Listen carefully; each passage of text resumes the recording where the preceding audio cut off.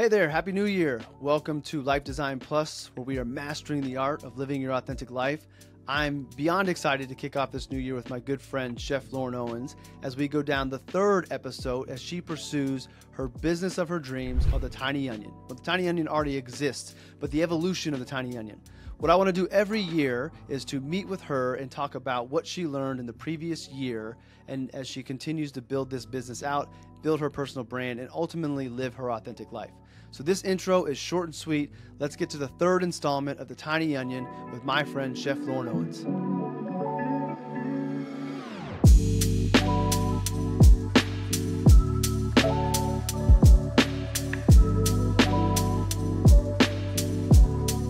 All right, Lauren, it is always good to see you, and it's kind of becoming an annual tradition that we kick the year off with the podcast episode. And I did want to highlight, you were one of the first guests when I brought The Pursuit to All About Your Benjamins. You were one of the first guests on the On Our Pursuit podcast, and then now you're one of the first guests, or the first guest actually, on Life Design Plus. So it's, as I go through my pursuit and evolve and grow, you are kind of my transition person. So hopefully next year it's still Life Design Plus. Nothing's changed. That's the intent that I have, but we'll have you back and just keep on following the progress of the Tiny Onion. So with that, what has been going on in the last year for you and the Tiny Onion and everything that you're pursuing? Hi. I am super excited to be here again in my third round. I remember tweeting it not too long ago, so it's so funny how, like, I kind of knew that it might happen, but I didn't know that you were going to be doing a rebrand, so I'm even more excited to be a part of that for the third time.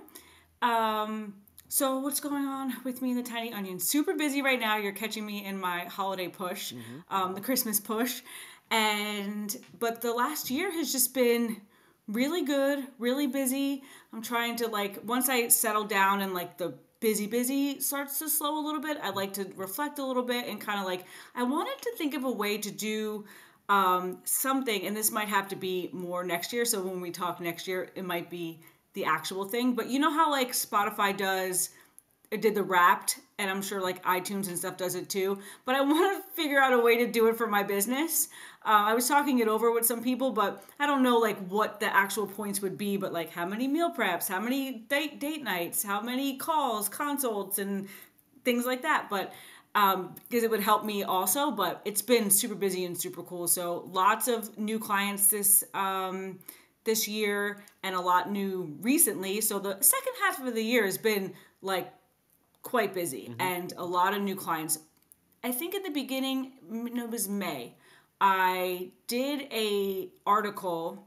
I had the opportunity to take an interview, and I was featured in an article for Jersey's Best. I think it's an online magazine, and the last 15 people that have reached out to me, and I always ask, like, how'd you find me? How'd you find my business? And they said, oh, you were in this article, or I Googled personal chef, and this article came up, and there were 3 people featured in the article, and I was one of them, and I've been getting, so shout out to Hank for doing a really cool interview, a really awesome write-up, and that has really, really been good for me. So along with that, and then just a lot of organic things still coming, a lot of word of mouth.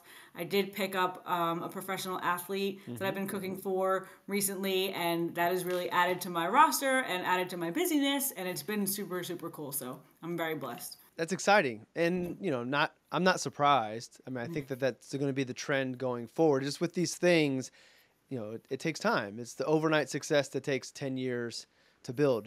We all see the final product, but we don't really hear a lot about the buildup. And a lot of times we want to skip over that. We start with Lauren leaving the restaurant, and then boom, Tiny Onion being huge. And we miss these middle years, which is really cool, and why I love the idea of keeping this little episode ongoing with you so we can document the progress. Not just so everybody can follow along, but also so one day you can look back and be like, oh man, I forgot about that. And, like, have this documentation of your growth of the Tiny Onion, but you're also doing it to inspire people along the way. So I'm glad to hear all of that. From what I could see on social media, I figured that was the case. So that's awesome. So in the last year with all this growth, what are some lessons that you've learned? Some lessons that I learned are still, I would say, to be patient with myself, to continue to be confident and to, like, believe in myself. Every now and again, like, And I feel like I lead. I wasn't always as confident as I am now, but I try to lead with confidence and always with positivity now. Hmm. But like every now and again, I like you wonder, and when you're God fearing, you shouldn't wonder. But it's like, oh, why did this? Why is all this good things happening to me? And like, Hmm. and it just like, so I kind of question sometimes, like, and I shouldn't. So I just like, I would say a lesson is like to continue to believe in myself, believe that everything is happening for a reason, that I've put a lot of goodness out into the world. I've put in a lot of work, and I surround myself. I make it a point to surround myself with good people, and I feel like all those things just start to come back. And it's hard sometimes when it all hits you at one time. You're like, woo, like this is crazy. But again, like believing in Jesus, just kind of knowing that everything is it's happening and behind the scenes, and you don't really realize why or how, but you know why and how. So I think a lot of people watching are going to go through those moments where they begin to doubt themselves.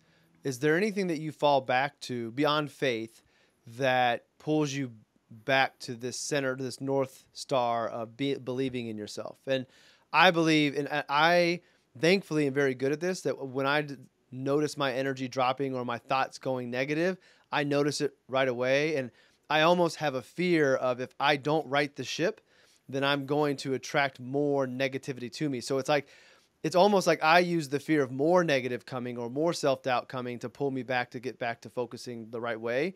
Is there anything that you do that helps you get back to that self-belief that dominates your mindset for most of the time? So outside of like the faith aspect, which is very strong for me, I try to think about the people, like again, that I surround myself with, and it kind of goes into a little bit of your daily post today. I believe it was the right people will find you, and that's important. Like the right people do find you, and then when they do, like that creates like a circle around you, almost like a force field. And I think about all those strong people in my life, the rings of my life, I call them. You have like really, really tight people, and as your rings get bigger, like the less close you are to people. But I try to make all my rings like super strong and positive. So I think about all the great people in my life and how much they believe in me, and that really helps power me through.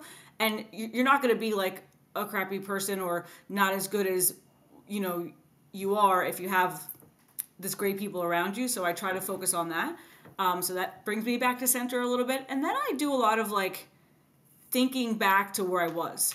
And that helps me because there was a place in my life where I was not as proud of myself as I am now.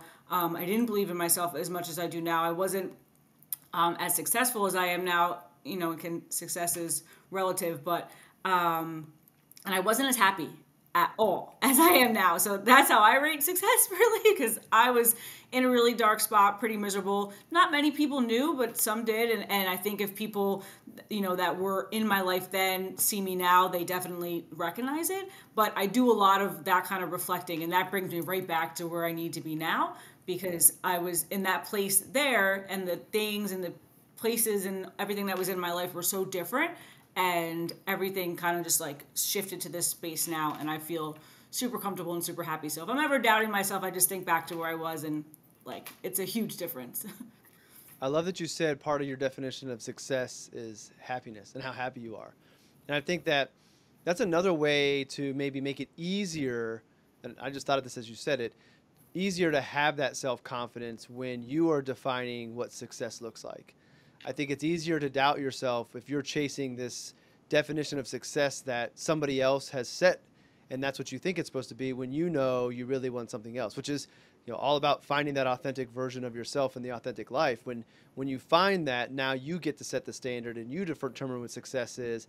And if you know you're on the right path for your success, then the outside world doesn't matter as much. And I think it's easier to believe in yourself because you're chasing what you want versus chasing what somebody else may want. So I'm glad you said that. And I'm glad you said that you set your definition of success, not somebody else. Yeah. Awesome. Yes. Any other lessons from the year? It gets hard. Like you start to like look at what other people doing, what other people are doing. Again, just continue to believe in yourself. I think that really resonates with me. But like not be so worried about where other people are in their life, thinking that you need to be where they are. If an opportunity came up for somebody else and it didn't for you, like you just can't be worried about that. You have to stay in your path, stay on your path. Remember why you started doing this.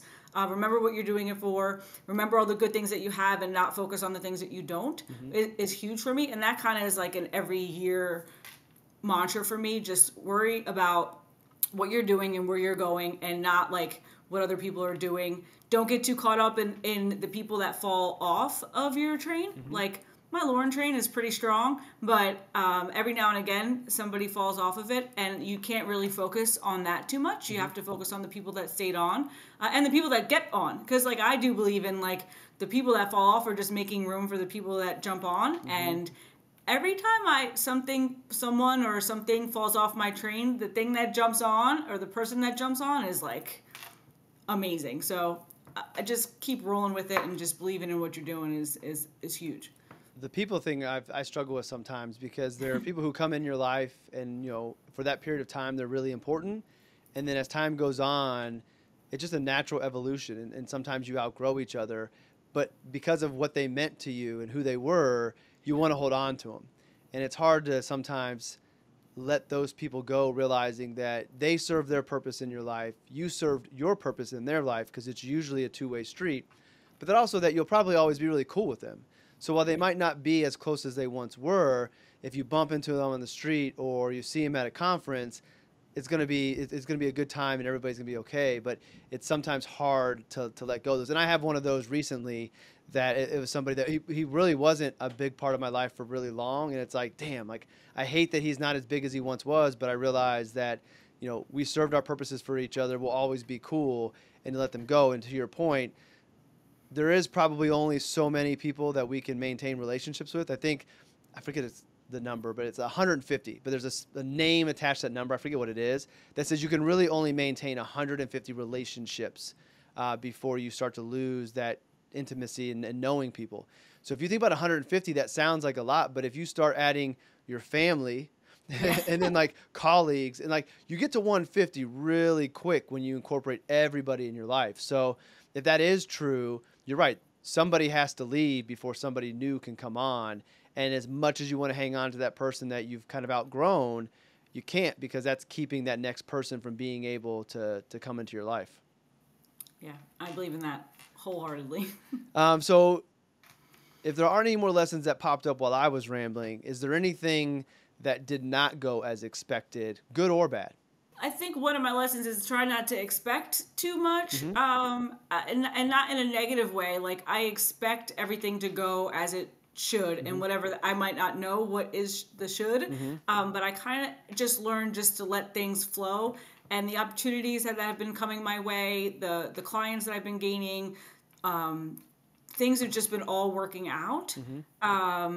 So I would say that I didn't go into it this year with too many expectations in that regard for things to not go the way I expected. It has been going really well. So I don't think that anything didn't go the way that it should have gone.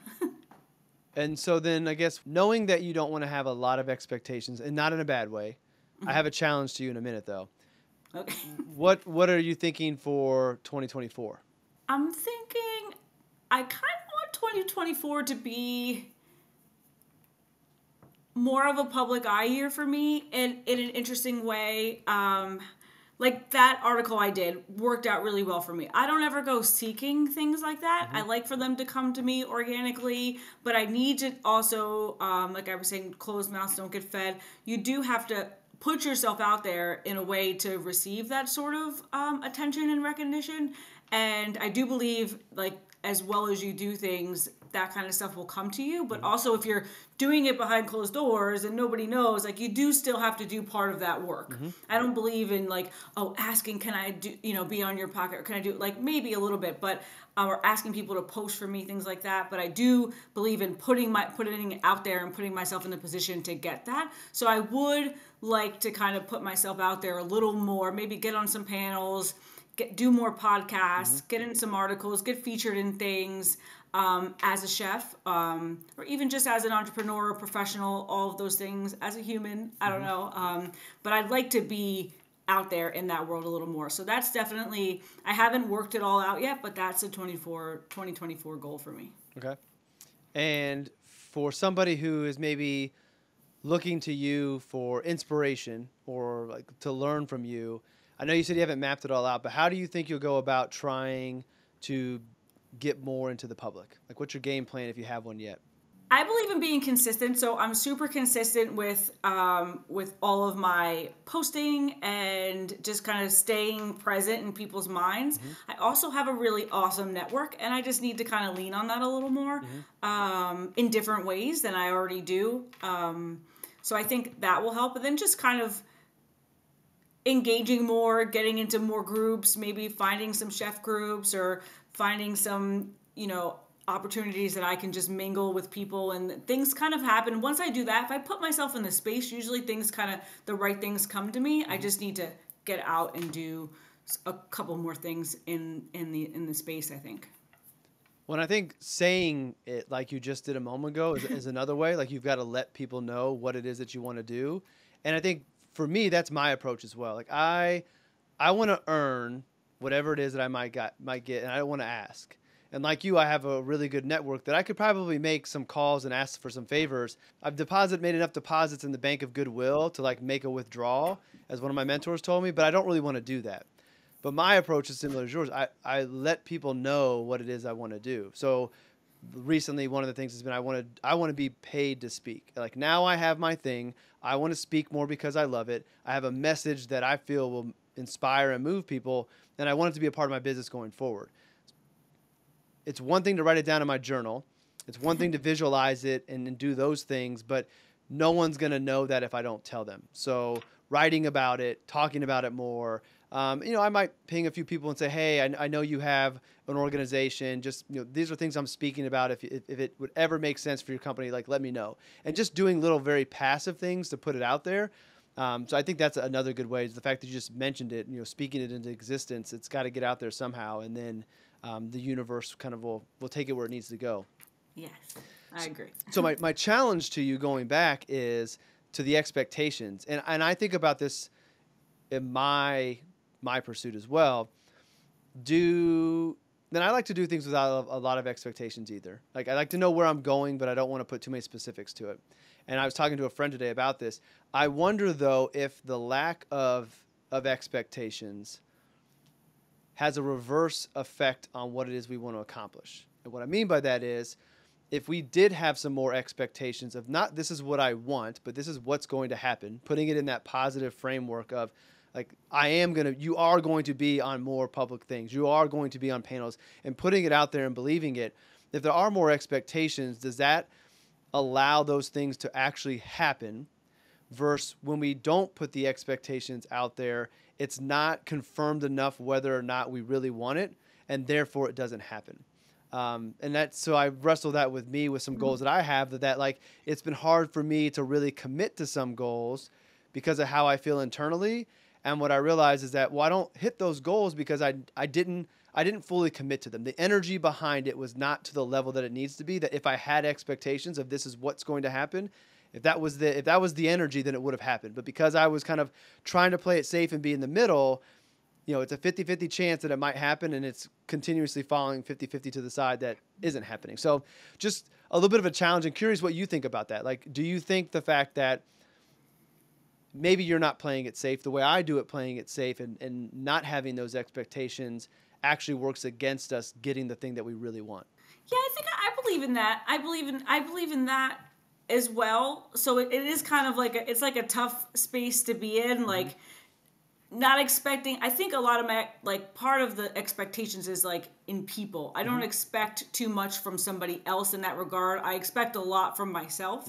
And then as far as like the big things happening, I do believe in like speaking it out to existence and like saying I'm going to do this and do that. I do think that I should expect quite a bit from myself and push myself to get that.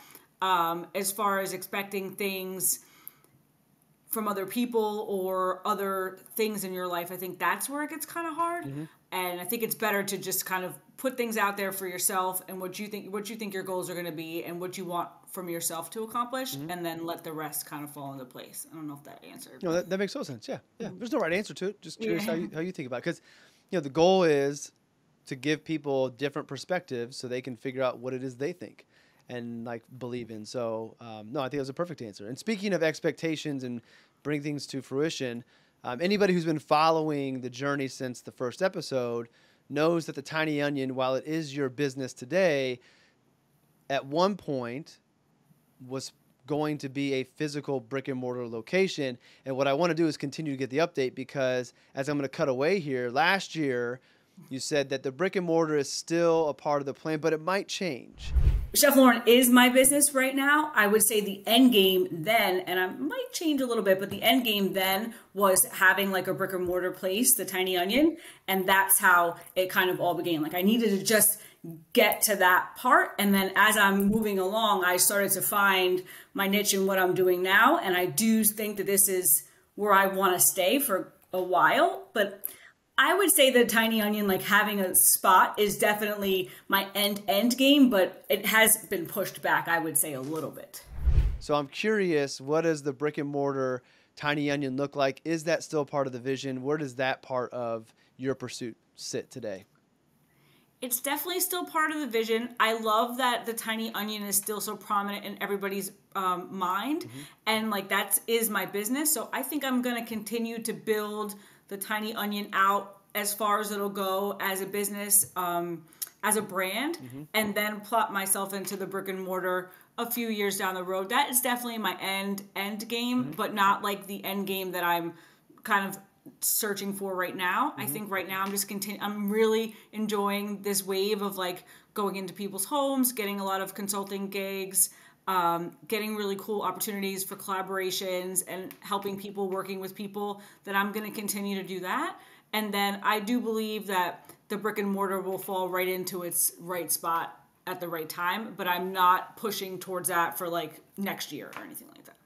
Hey there, just a short interruption to this great conversation between Lauren and I. I wanted to bring your attention to the Keep Pursuing series, which is a playlist on the YouTube channel, or you can find the episodes on the podcast player. But this series was a series of 5 talks that I gave in the fall of 2023. Each of these talks is designed to be able to be heard on their own, but when you listen to all 5 of them, they tell a complete story.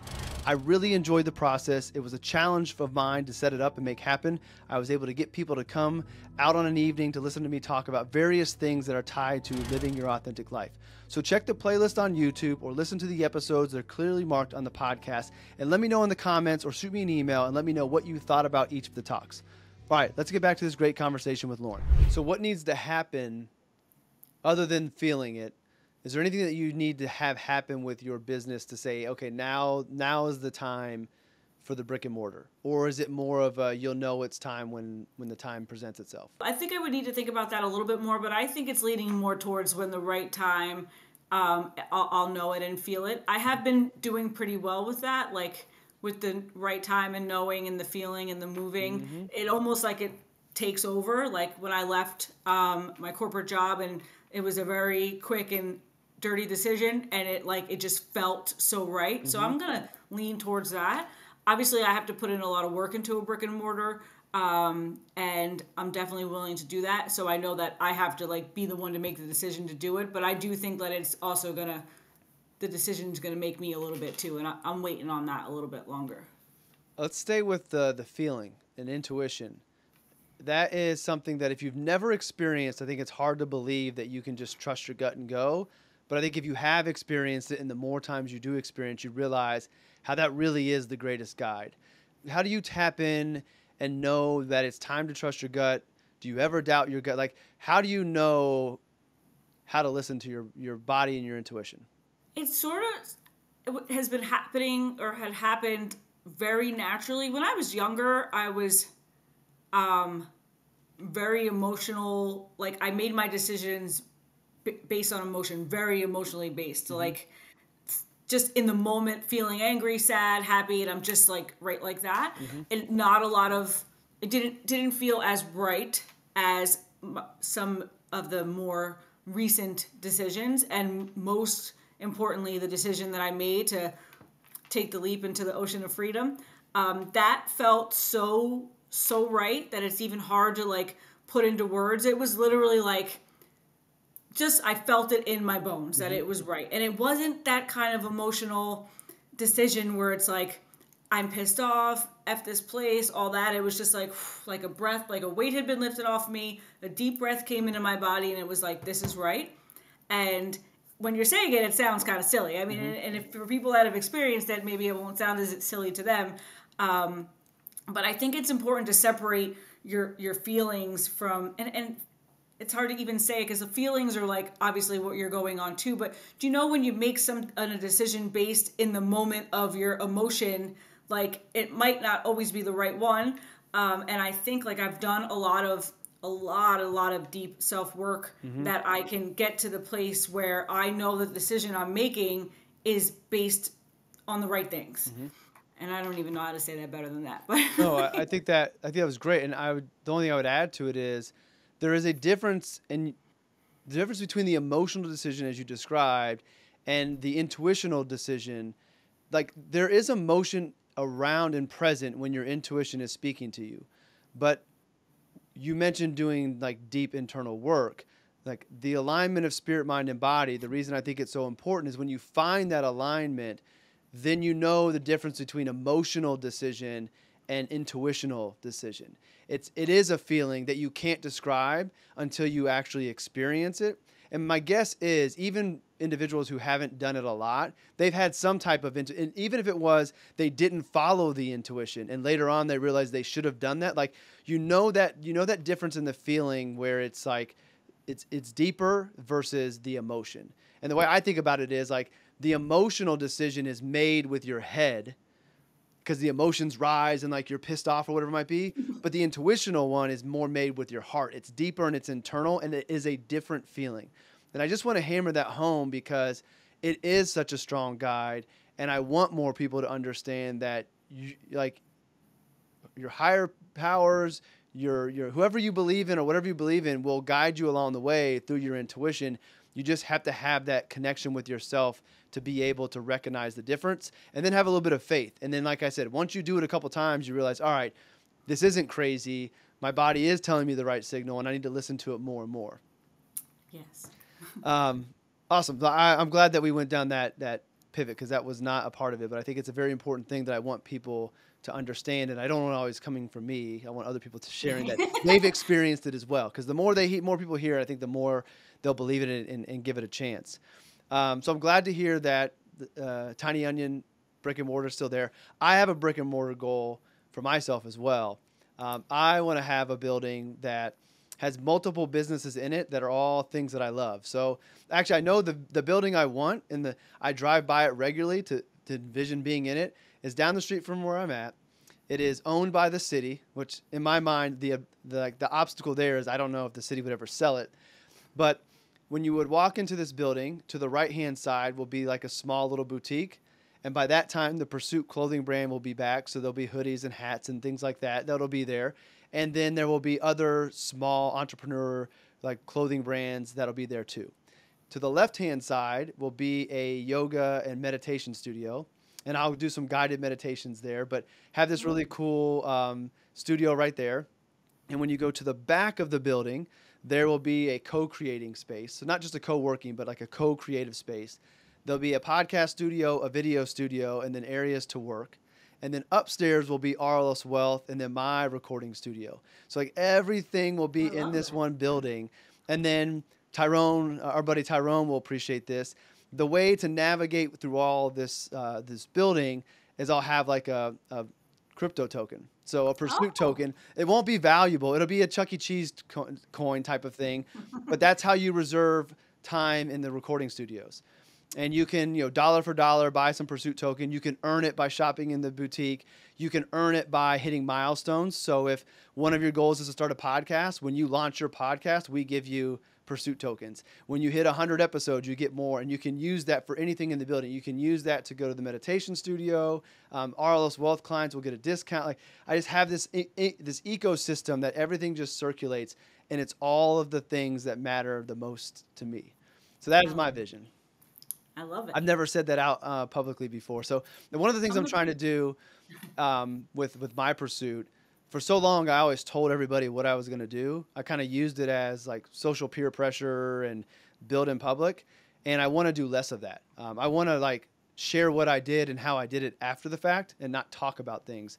So like sharing that idea, I don't want to do a lot of because then, I don't know, I feel like if I talk about it, I'll be less likely to do it. I heard somewhere like the more you share your goals with people, the less likely you're going to meet them. And the reason is every time you share it, like you lose a little bit of the excitement and the dopamine of it. So that like you actually take away your willpower to go make that thing happen because you've talked about it so many times that it's almost like you experience it. And every time you experience it, it's less exciting and less exciting. So you're Oh, better off to not share the goal because then you keep all that energy in you to go to it. I don't know if it's true or not, but I think it's an interesting that's thing an to think about. interesting perspective. Yeah. Yeah. All right, so I didn't mean to like steal the show, but you had your building. I wanted to share my building with you, and we're two friends, so I would have shared that Yeah. with you anyways. I love it. Well, one of the things that I want to do with these episodes with people that were highlighting their pursuit is talk about the messy middle, and like you're in that messy middle now. And I know I didn't coin that term, but when I think about the messy middle, people on this show, one day you're going to be on here a few years down the road and you're going to be living the tiny onion exactly the way you want it to be. People are going to look at you and not that they don't see you as successful today, but they're going to look at you in the future with your building and all the things that you're doing and be like, man, that's where I want to be. And most people, when they tell their story, will skip over right now. And right now, the messy middle, I think, is the part that a lot of people fall off the path of going to their dreams because it's not always easy. So I want to highlight, yes, Lauren was unhappy. She made the chance to bet on herself, and she did it. And you are successful today. So don't take this the wrong way because I do think you are successful. You're happy. You're doing everything that you want. You're providing for your life. You have great people around you. Like you are successful. But there's a bigger goal that you have down the road that society will say that's the success. And that's what people are going to look at. So I want to like share with people that middle part because I don't want them to give it up. I don't want them to think, well, that person didn't have to go through this hard part. They just left and boom, they were successful. They skip over that middle. So as you're in the messy middle, kind of when I say that phrase, what do you think about in your experience? What has that been in the messy middle? So when I hear the messy middle, I think about a few years back. This is year 6 for me, by the way. So you're in the middle, 10 years Yeah, to success. You're right. Like I'm right there too. I'm in the middle. When I think about, so this is the middle of the whole picture of the success. But when I think about the messiest middle was probably a few years back, like in the beginning when I first left the corporate job and then started building my own business and kind of building this brand. That was very messy. And just in a lot of areas, because I'm just so used to like waking up, doing this, doing that, going to work, coming home, waking back up, going to work, like having like that schedule of you just know what you're going to be doing for 12 hours of your day, being in the 9 to 5 setting. So, and then always also knowing what you were going to get paid. So that was that part, that transition out of that into what I've built now was probably the messiest for me. And I think that when people look into the lives of entrepreneurs, maybe not just me specifically, but I have noticed too, like seeing someone like building their own schedule, making their own, life, so to speak, they only see that. They don't see the part where it's like, if the hours that I'm not doing anything, which to people that are doing something like 9 to 5 think that that's great, but if I'm not doing it, I'm not getting paid. If you're not doing something in your 9 to 5 thing, like you most likely are getting paid. You take vacation, you take a sick day, something like that. For me, it seems like it's great, but if I'm not always staying busy and now I'm in charge of that, then I'm, money's not coming in. So that part to me was messy. It was harder for me to figure that out. And then once I did, and once I found ways to fill those pockets and occupy that space where I didn't have clients, when I figured out or continue to figure out how to gain more clients, gain more opportunities to fill the space, I'm in a really good space right now. And then I understand that this is the middle of more future goals. But when I think of the messy middle, I think of the beginning periods where I really had to find my routine, find myself, and get to the place where people look from the outside in and it just looks really cool that I have an hour throughout the day to maybe go around town and do some shopping or check in on my local shops or, get a workout in or things like that. Go see my nephews and see my family. Like people see that and think about how great it is. And it is great, but that's what my focus of building was. Like that's what I wanted for my life because I never had that. 20 years, 25 years of my life in the business, I never was able just to leave in the middle of the day and take a walk with my sister-in-law to grab my nephew from school. I can do that now on Mondays. And I made that a point in my life and in my career that's what I want. So that's what was the messy part for me. And I don't think that everybody really sees that in anybody's business. And they also don't see the work you're doing at 10:30 or 11 o'clock at night as well, Yeah. because you took the hour on Monday. Like there is a lot of value and benefit of being able to kind of control your destiny and schedule. Now, not everybody is going to be an entrepreneur. And as much as I would love everybody, that's not in everybody's DNA code. And we don't need everybody to be entrepreneurs either. You can still make these types of changes and priority shifts within a 9 to 5, within a corporate job. Maybe it means you change from one company to another that has more flexible schedules. I don't want anybody to say, well, that doesn't apply to me because I don't want to start a business. No, you can have a messy middle and you can make changes in any structure. Whatever structure is right for you, there's still the ability to make it more authentic and pursue the life you really want within those parameters, whatever they might be. As open as entrepreneurship could be or as contained as a corporate job can be, you can still make changes to get closer to your authentic life and have more happiness. You just have to be able to make those changes and you have more flexibility. And as you were talking about that, especially when you're saying, when you think of the messy middle, you think of it, back a few years. I didn't have the thought, or I didn't think of this until you said it.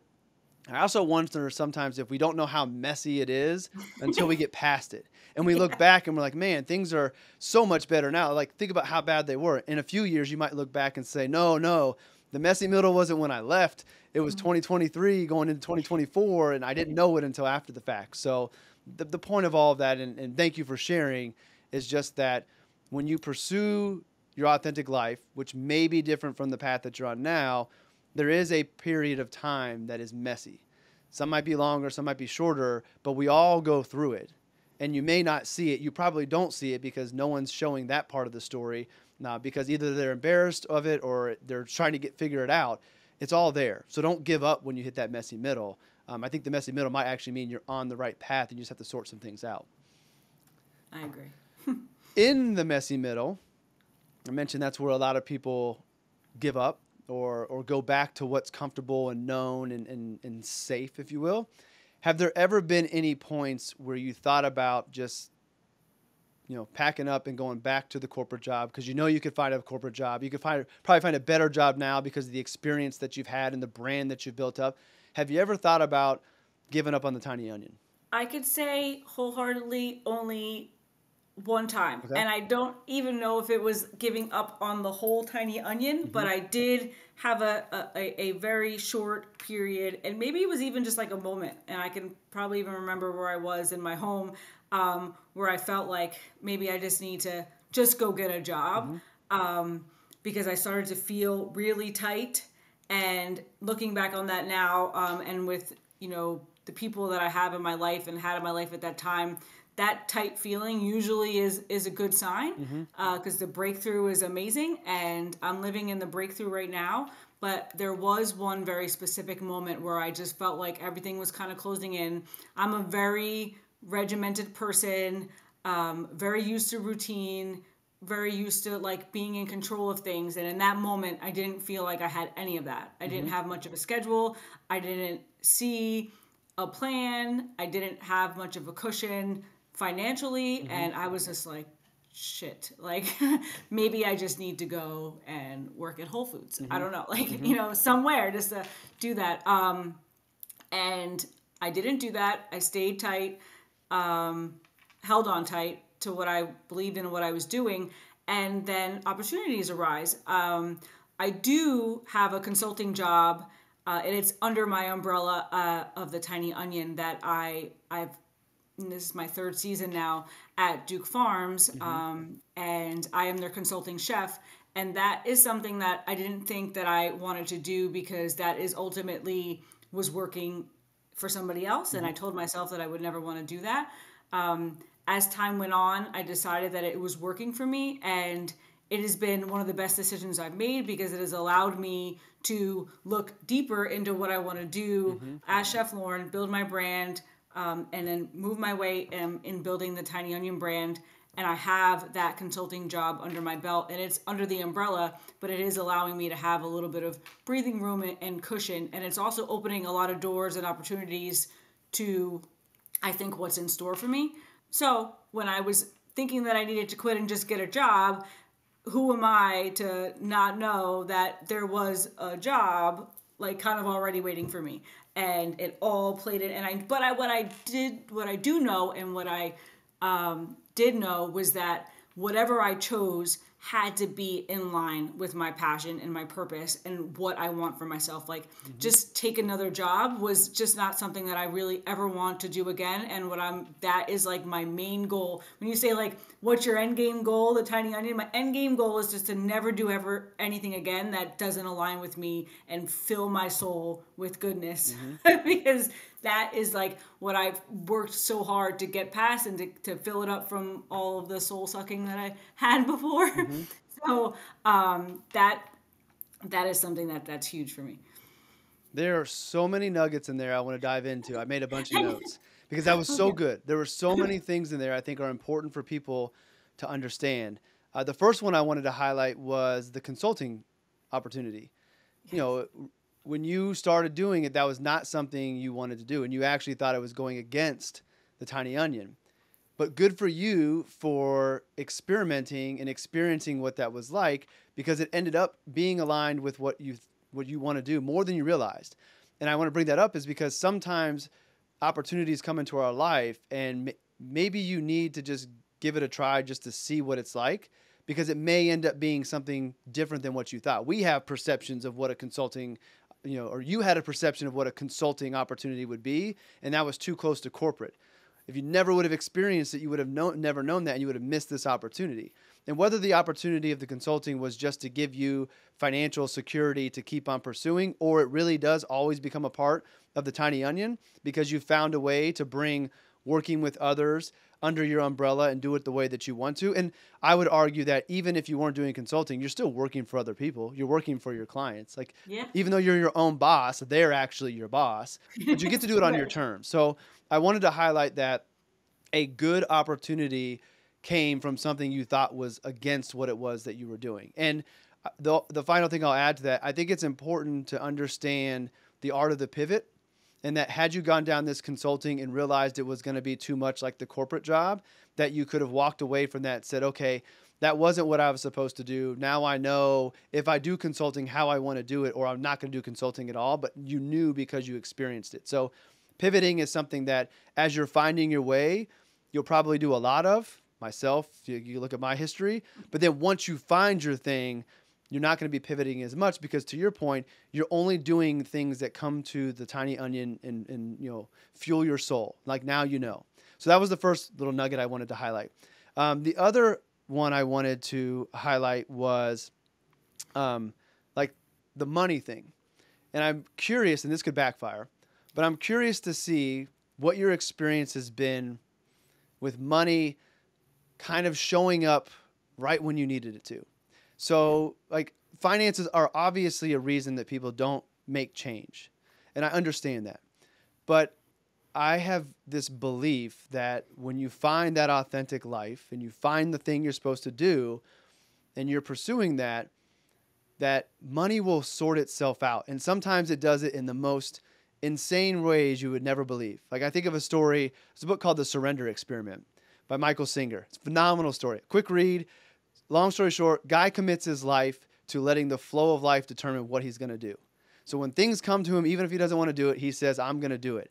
And the story goes wild. And there's times where he's doing these things and they need money. And at one point, he needed $2,000 to be able to take this next step in this business. A $2,000 check showed up in the mail with no name or anything attached to it. Just shows up. And now I can't promise to you that like the exact dollar amount that you need is going to show up right when you need it. I do think when you are, as Tyrone says, walking in your destiny steps or, following your authentic life and you're aligned, that money will take care of itself and you will get what you need. The universe will bring it to you. And it's really, really hard for people to understand that and believe it because it goes against all reason in our minds. So long introduction to that. What has been your experience? Has money kind of settled itself and taken care of itself as you've continued to go pursuing the tiny onion? Yes. There could have been a no, and I could have been like, well, there goes my whole theory, but I'm glad that yes is the answer. It is like the biggest yes that I could give you out of all the questions you ever asked. And I often think about that.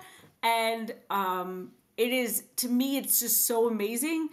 You know, that little bit of time where I mentioned the messy middle, like I'm very regimented. I've said that a few times. Money has always been something that I'm always, you know, is very important to me. Managing my money, saving money, earning money. Ever since I'm small, it's always been something that it's just been prominent in my life.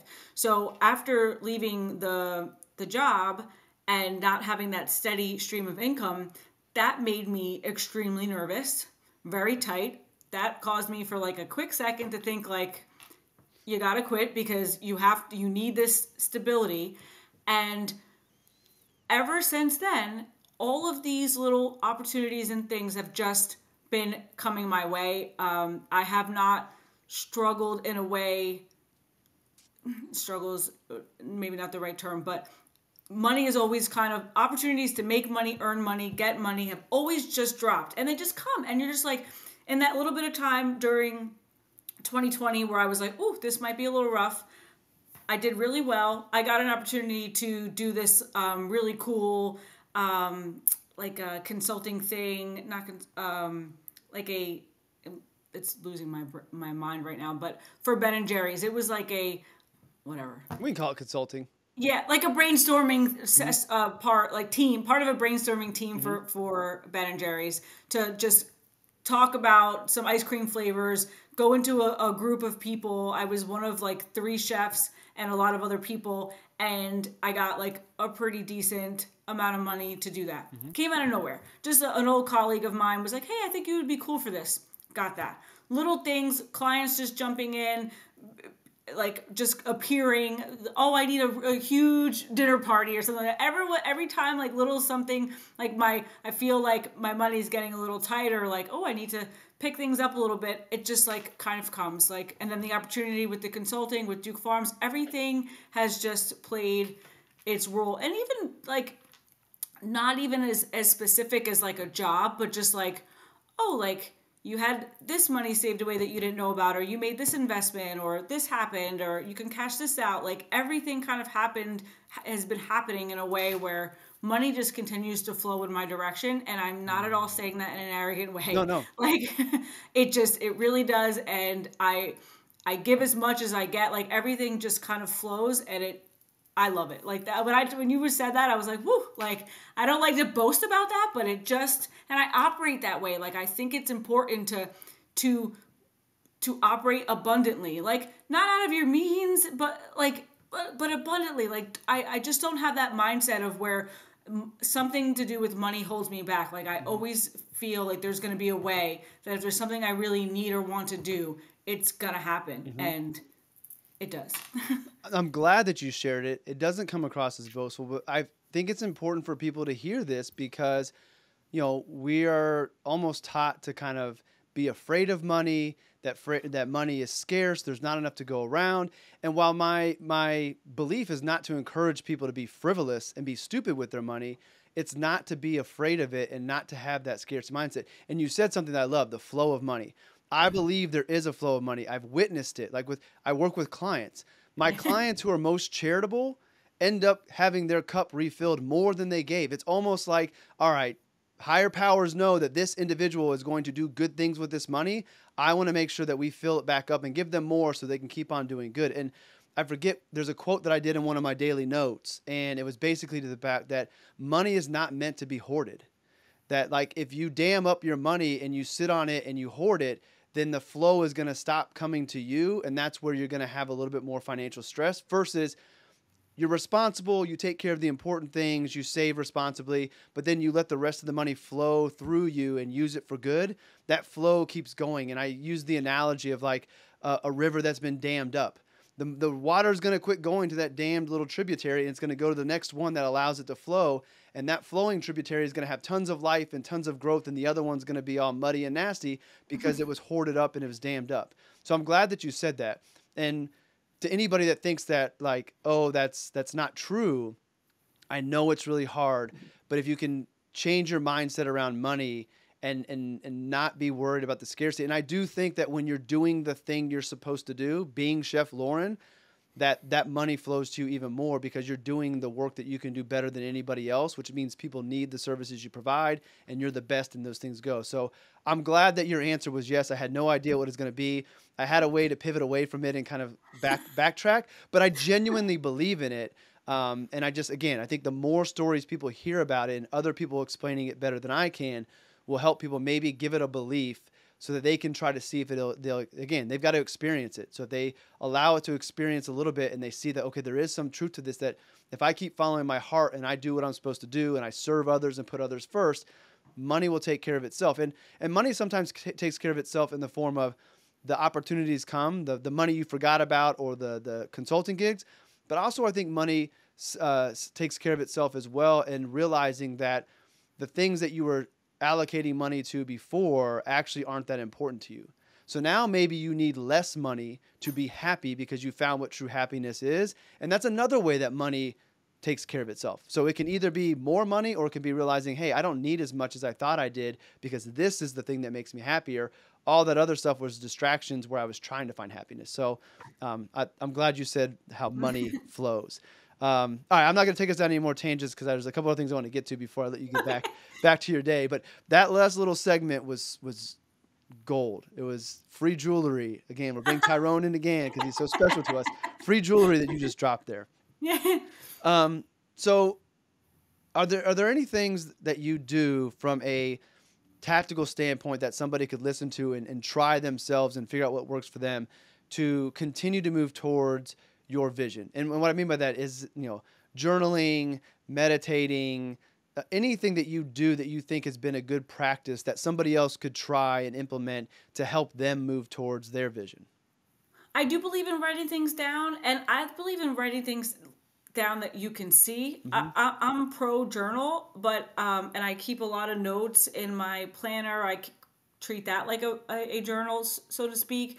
I like to document all the things that, like, my day and how things are going and how I'm feeling. I look back on that because it always sparks new things up, but always writing ideas down. But I like being, like, lately, like, and I'll send you a picture. You could probably pan to it and show, like, on my cabinet, I have, like, these little sticky notes that you can use a dry erase marker, and I write notes to myself on there, but I have some constant ones that stay there, like what I should leave my day with, a few mantras. I have my workout schedule. I have one that is dedicated. And this is right on the cabinet that I go in the most. It's my spice cabinet and my supplement cabinet. So those are the two cabinets I'm always in.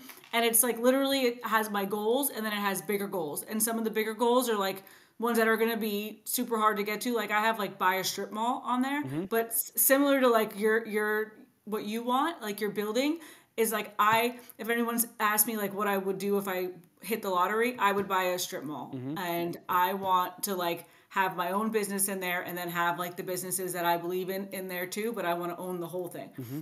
So that's like big goal, but I have it out there, like I want to be featured in the New York Times. That's a bigger goal. Like, and I need to speak that out into existence, into my network and things like that. So I believe in writing things down. And every time I go and grab vitamin D, like I'm looking at those things. Like I had put a new one on there and I'm basically yelling at myself because I wrote swing the bell Owens, and that means the kettlebell. And I should be swinging the bell more. Like I kind of fell off on that. So I write it and I think writing things down so you can see them and remind yourself, hold yourself accountable is probably one of the biggest things that works for me. And it's not so much about what other people can see, it's about what you can see because you're the only person that is in charge of that. And so that's why I write my own notes to myself. So you didn't know this, but you're kind of teasing next week's episode. So I already recorded the second week's episode for January, And my friend Matt Ziegler has this concept of a personal archive. So I'm going to leave that there. Tune into next week to hear what that Oh. is. But what you described is what he encourages people to have as well. And you can hear more about like why in that episode. So thanks for teeing up next week's episode and not even knowing it.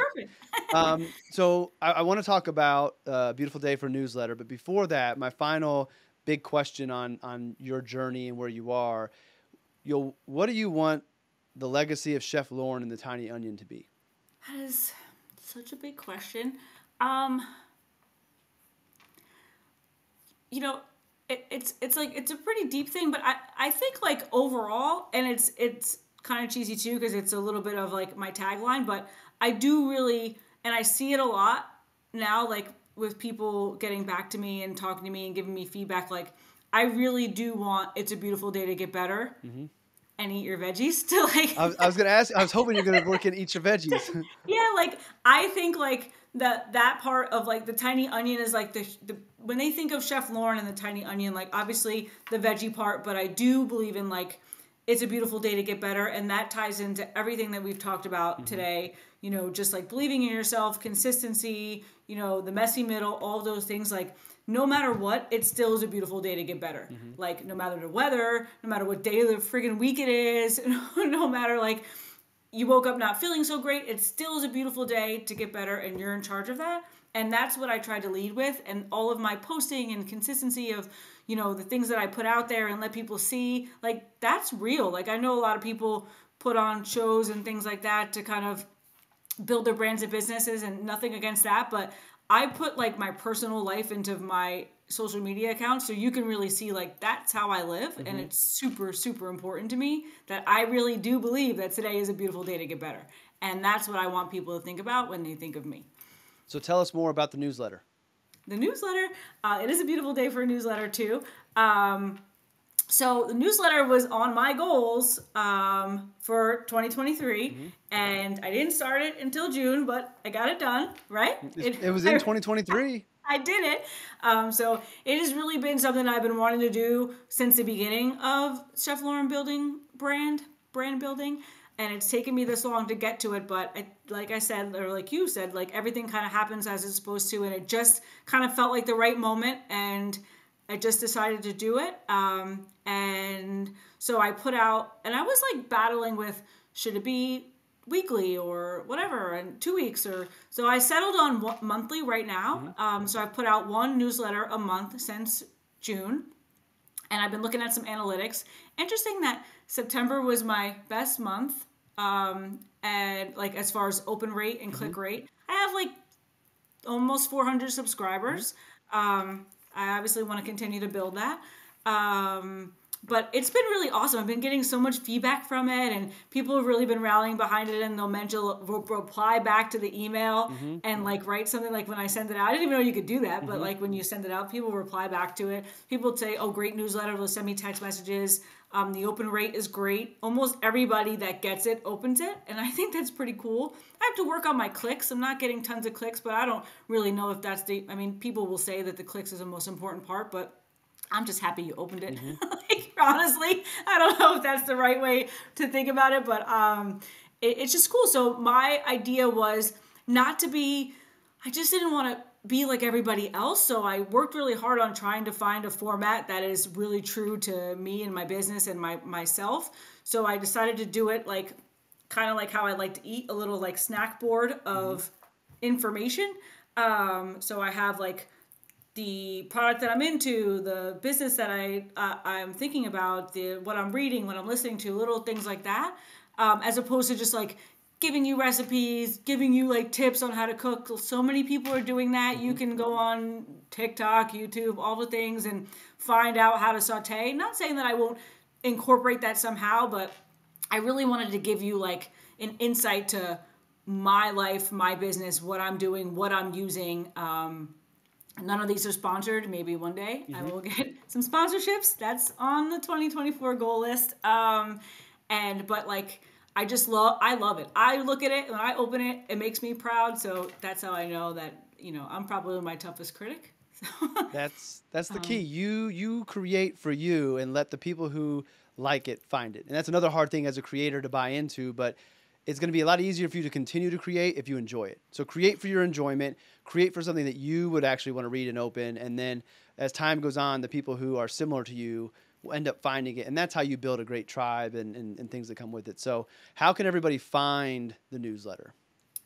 They can find the newsletter by subscribing. And I need to be better. I need to find a better way to get the subscribe out to people. Every month, like I let people know new newsletters coming out, and if they missed the last one, they can subscribe. So I do that on all my social media. And then on Instagram, I have like the little link that they could go and subscribe to. My website isn't like, I just use that as like a blanket form of information about myself, but like I think I need to be able to put like a little thing that pops up to allow you to subscribe that way. I just don't think that's how many people are finding me. They find me through social media and word of mouth.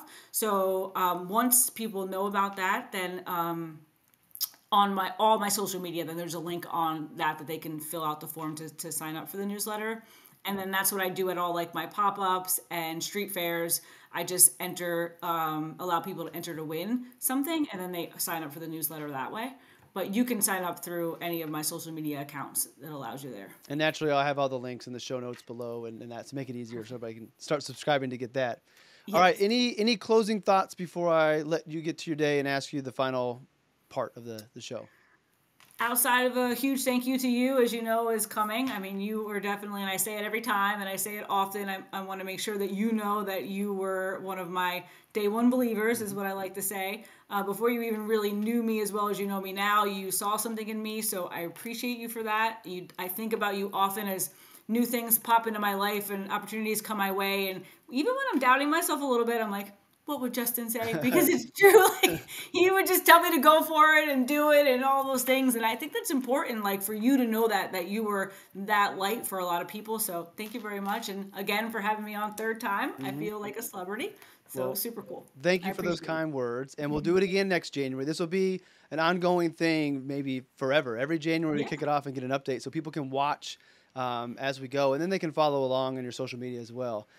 So I'm stealing this next part from the All the Smoke podcast. So Steven Jackson and Matt Barnes.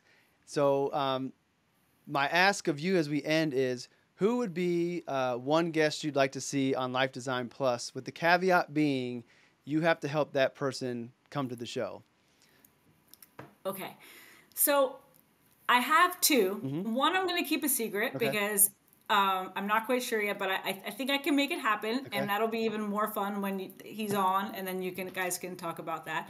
And then the other one, I think, it sounds like it would be easy, but maybe not. My brother. I think my brother Matt Owens would be a great guest for you. He's also an entrepreneur, a family man. He reminds me a lot of you, and he's also an athlete. And I think like it would be really great for you to kind of sprinkle that into your roster. All right, it's on you to help me make that happen. I when I heard those guys do that, I was like, that's genius. Because one, it helps get guests on the show. One, it puts it out in the universe for it to be heard. But there's a little bit of pressure that, okay, now that you said that, you've got to, like, you have to help me make it happen. So, and that, I also think it's a new way of meeting people outside of my circle, because my guests know people that I don't know, and I don't know your brother. So now I get the opportunity to branch out and get new people in, expand my circle, and tell cool stories. So I love that you nominated your brother, so we'll have to make that happen.